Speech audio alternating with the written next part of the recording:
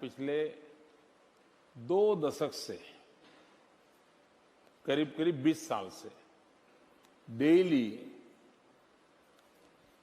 1 KG 2 KG गालियां खाता हूं।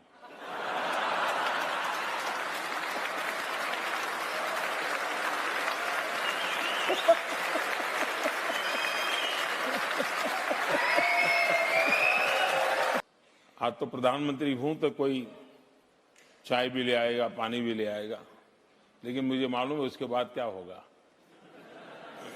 देश के विभिन्न युवाओं के लिए आप एक रोल मॉडल बन चुके हैं।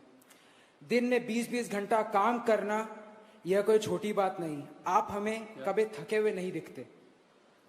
मेरा आपसे सवाल यही है कि आपके अंदर इतनी ऊर्जा आती कहां से है? हमें पता है कि आप योगा करते हैं, लेकिन आप हमें यह बताएं कि यह ऊर्जा हम भी अपने लाइफ में यूज करके देश हित के लिए आगे हम यूज करके अपनी देश हित के लिए काम कर सकें आपकी यह ऊर्जा से।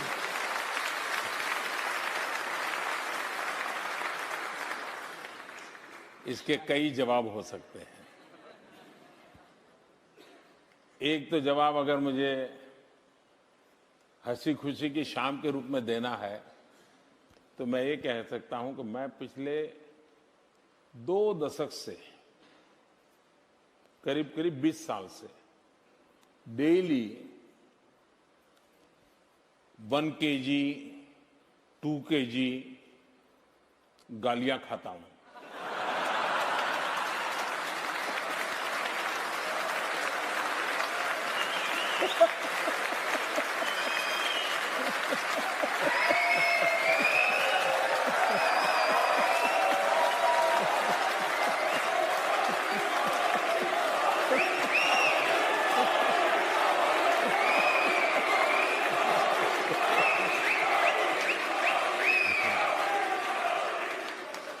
लेकिन सीधी सीधी बात मैं बताता हूं सरल। एक पुरानी शायद घटना आपने सुनी होगी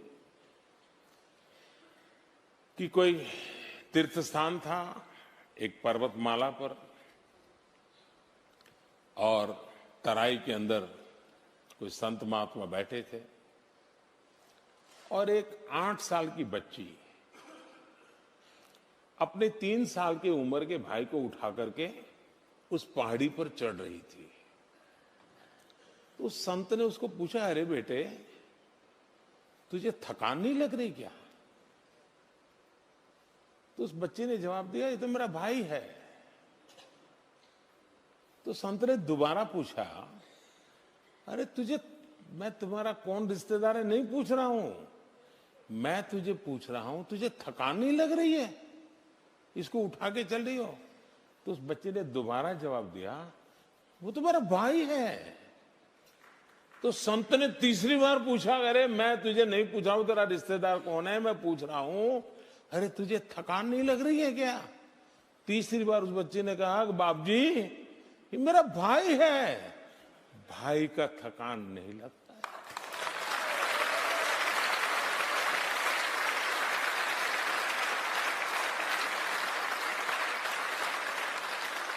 मेरे लिए 125 करोड़ देशवासी ये मेरा परिवार है।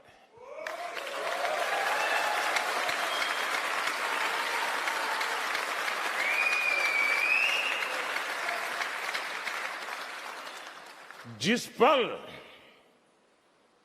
आप अपने जीवन में देख लीजिए,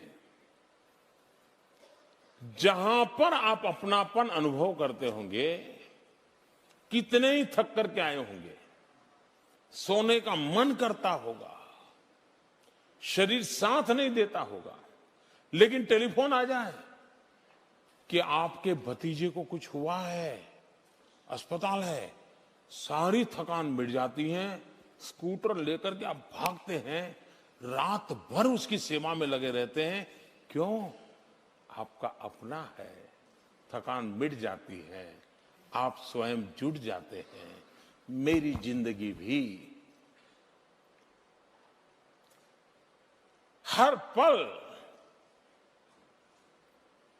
शरीर का धर्म करता ही है, लेकिन उसी पल मुझे ध्यान में कोई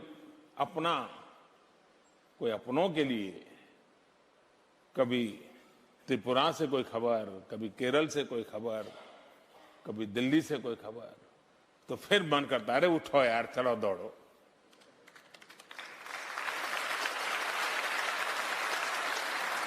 तो सबसे बड़ी बात है मन की अवस्था। दूसरी बात है कि हमें भी, क्योंकि मैं चाहूंगा, मेरी जिंदगी ऐसी है कि आज तो प्रधानमंत्री हूं तो कोई चाय भी ले आएगा, पानी भी ले आएगा, लेकिन मुझे मालूम है उसके बाद क्या होगा।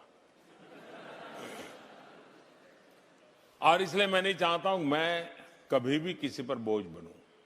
ये मेरे मन का इच्छा है और परमात्मा मेरी सहायता करे, ऐसे ही हंसते खेलते बातें करते चला जाऊं किसी दिन।